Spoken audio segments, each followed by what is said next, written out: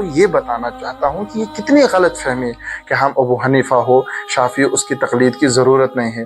ارے آپ تو خود مقلد ہیں. میں غیر مقلدین سے ایک بات کہتا ہوں, تم تو خود مقلد ہو. وہ پوچھتے ہیں کیوں؟ میں کہتا ہوں بخاری میں تقلید نہیں کرتے ہو امام بخاری کی, اس کی جو حدیثیں ہیں کیسے آپ کو پتا ہے کہ صحیح ہے؟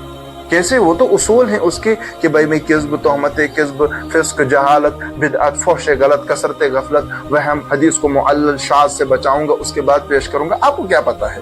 وہ تو امام بخاری نے لکھ دی ہیں شرائط. ہو سکتا ہے وہ لا رہا ہے سیدھا راوی, آپ کسی راوی پر تو دسترس نہیں ہے. 5 لاکھ رواتے ہیں, آپ کو تو ایک راوی کے حالات پتہ نہیں.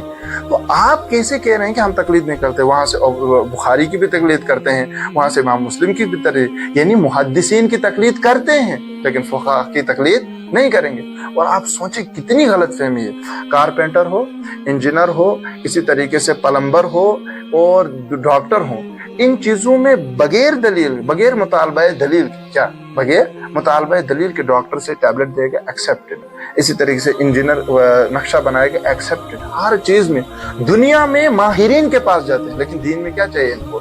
دین میں ان کو ماہر چاہیے. کتنی غلط بات ہے. ارے جب قرآن کہہ رہا ہے فاسألوا اہل الذکر ان کنتم لا تعلمون یا ایھا الذین آمنوا اطیعوا اللہ واطیعوا الرسول, اللہ کی اطاعت کرو, رسول کی اطاعت کرو, واولی الامر منکم, اور اولو الامر کی اطاعت کرو.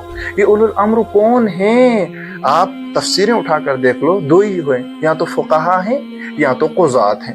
اب ہمیں بحث نہیں ہے فقہا قضات میں سے آپ کس کو متعین کریں, لیکن بحث اس سے اللہ اور اللہ کے رسول کا غیر ہیں کہ نہیں ہے.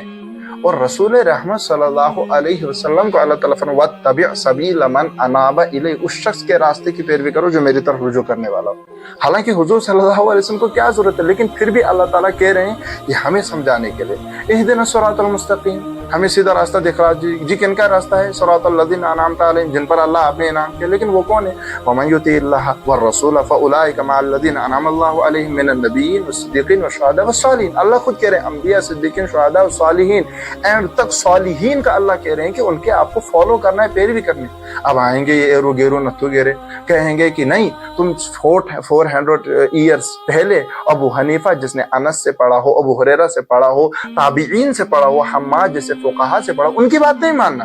ہم 1400 سال بعد آئے انگریزوں سے پڑھے ہو, ہماری بات ماننا. یہ کیسے صحیح ہو سکتا ہے؟ اس لیے میں بتا رہا ہوں کہ یہ بالکل ایک رانگ مینٹیلٹی ہے, ایک جو ہے برین واش ہے جو کرایا گیا ہے غیر مقلدین کو صرف قرآن اور حدیث.